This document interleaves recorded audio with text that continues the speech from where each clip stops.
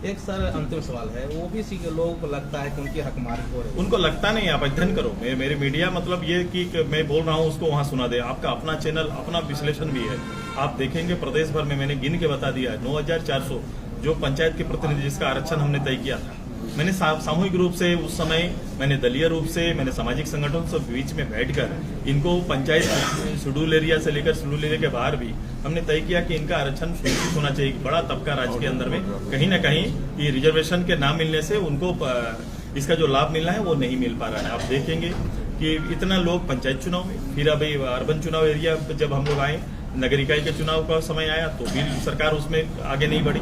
और ये सारे चीजें केवल हमारा कहने का नहीं है, बल्कि ट्रिपल टेस्ट के लिए ये डायरेक्शन प्राप्त है सर्वोच्च न्यायालय का।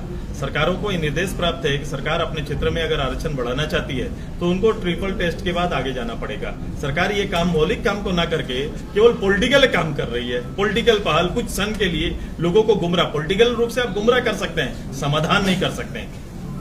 मैंने इसीलिए कहा था ये हल नहीं पहल है।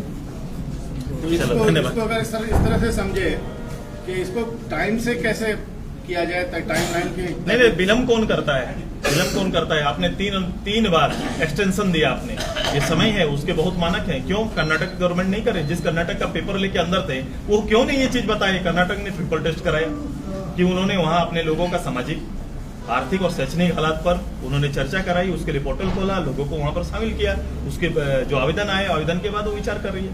ये छत्तीसगढ़ में हो रहा है, जो आपके सहयोगी ही है, बिहार में हो रहा है भाई साहब, बिहार गवर्नमेंट कर रही है।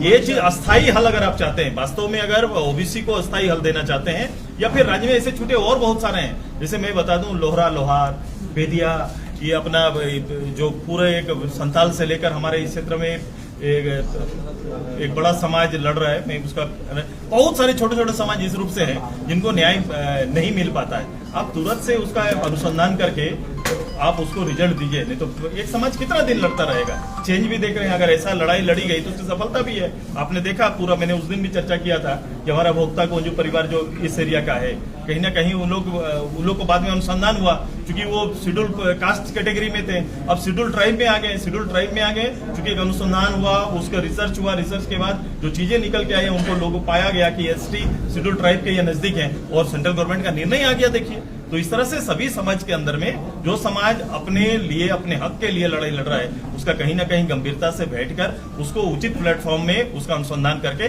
उसको निर्णय देना चाहिए। सिर्फ रांची के चलते निकाय चुनाव रुक गया, तो ऐसा लगता है। अब ये पॉलिटिकल बातें होंगी, लोग चर्चा करेंगे, निश्चित रूप से चर्चा करेंगे।